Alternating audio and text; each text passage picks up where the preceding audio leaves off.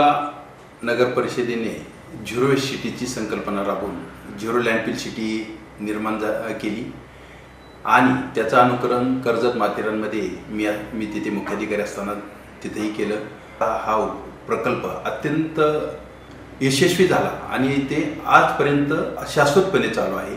अशा पद्धतीने zero waste सिटीची संकल्पना 2015 मध्ये अस्तित्वात आल्यानंतर तो वेंगुर्ला पॅटर्न हा शालेय अभ्यासक्रमाचा विषय बनला आणि अनेकांसाठी अनुकरणीय असा विषय ठरला। ज्या काही लँडफिल साईट आहेत त्या मोकळ्या झाल्यानंतर तिथं वृक्षारोपण केलं तर खूप चांगल्या पद्धतीने तिथं वृक्षांचं आच्छादन होऊ शकतं। त्याचबरोबर लातूर जिल्ह्यात पाण्याचं दुर्भिक्ष्य, पाण्याची टंचाई आणि तेथे वनांचं प्रमाण कमी आहे या बाबीचा विचार करता तिथं वृक्ष चळवळीला लोक चळवळ बनवण्याचा ध्यास आम्ही घेतला आणि त्यामुळं तिथं वृक्षरोपण हा एक मुख्य उद्देश ठेवून आम्ही काम चालू केलं आणि त्यासाठी स्वतःचीच एक सीड बँक असावी, स्वतःची एक रोपवाटिका असावी ही संकल्पना पुढे आणली आणि सर्व नगरपालिकेमध्ये आम्ही रोपवाटिका तयार केल्या। त्यासाठी लागणारे जे बिया आहेत त्या सर्वप्रथम आम्ही 27 सप्टेंबर 2023 रोजी नगरपालिकेमध्ये या सीड बँकेची स्थापना केली। स्वातंत्र्याचा अमृत महोत्सव साजरा करताना ती संकल्पना पुढे घेऊन आम्ही 75 वेगवेगळ्या देशी प्रजातींच्या वृक्षांच्या बिया संकलित करण्याची मोहीम हाती घेतली।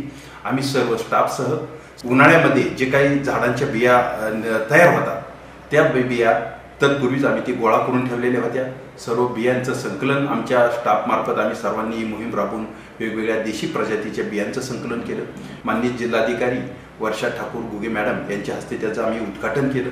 त्यानंतर पूर्ण सर्व जिल्ह्यातील सर्व नगरपालिका नगरपंचायतीमध्ये ही सीड बँक स्थापन करण्याचं अनुकरण केलं गेलं आणि प्रत्येक ठिकाणं रोपवाटिका तयार केली आणि सर्वप्रथम आम्ही रोपांच्या निर्मितीला चालना देताना ज्या कचऱ्यामध्ये दुधाच्या पिशव्यांचं संकलन होतं ह्या कचऱ्यामध्ये येतात, परंतु त्याचं वेस्ट टू बेस्ट अशा पद्धतीनं आम्ही त्याच्याकडे पाहून सर्व दुधाच्या पिशव्या ह्या रोपवाटिकेसाठी माती संकलित करून त्याच्यात बिया राबवण्याची संकल्पना आम्ही अस्तित्वात आणली।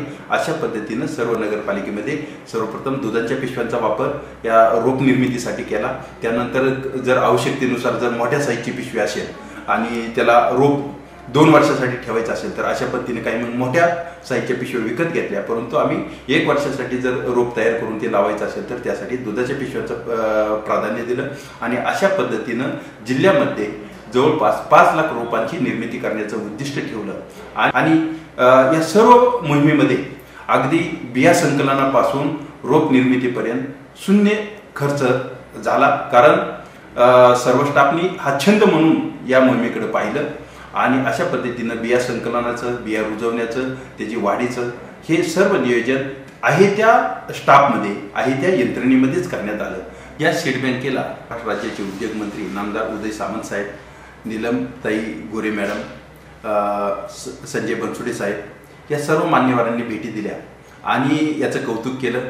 त्याचबरोबर या सीड बँकेचा उपयोग प्रामुख्याने जो बालमनावर जो परिणाम होतो तो एक आम्हाला यातून दिसून आला। प्रत्येक शाळेमध्ये सुद्धा सीड बँक तयार करायची कल्पना यामध्ये सुरू झाली। जर बिया म्हटलं तर सहजपणे आपल्याला काही ठराविक जातीच्या झाडांच्या बिया लक्षात येतात। या बियांची ओळख सुद्धा होणं गरजेची आहे। तामन हे आपल्या राज्याचं फुल आहे, परंतु त्याच्या बिया कशा असतात, ते रुजतं कसं, किंवा भावा ह्या उन्हाळ्यामध्ये एकदम गोल्डन शॉवर त्याला म्हणतो आपण, तर ते एकदम पिवळं एकदम असं झाड पूर्ण होऊन जातं, तर त्याच्या बिया कशा असतात आणि त्याची उगवण क्षमता कशी असते, त्याची डॉर्मन्सी जास्त असते, ते बिया घासून त्याला व्यवस्थित लावल्या तरच त्या उगवतात। ह्या सगळ्या गोष्टीची अभ्यास लहान मुलांमध्ये किंवा वेगवेगळ्या लोकांमध्ये, आमच्या नगरपालिका स्टाफमध्ये या सगळ्या गोष्टीचा अभ्यास सुरू झाला आणि किंजळ असेल, वारंग असेल, मुरुड शेंग असेल, रिठा, कवड, गोरख चिंच, महारू, कुवरी, बोंडारा, पिंपळ, हिरडा, चिल्लर, आंबा, जांभूळ, पोपळा, ऐन, टेटू, वावळ अशी वेगवेगळ्या प्रकारच्या झाडांच्या बिया आणि त्यांची ओळख आणि त्याची रुजवण, त्याची उगवण कशी होते ह्या सगळ्या गोष्टीचा अभ्यास एक कुतूहल म्हणून सगळ्यांच्या मनामध्ये निर्माण झाला आणि त्यांनी सगळ्यांनी यामध्ये अत्यंत उत्स्फूर्तपणे सहभाग नोंदवला।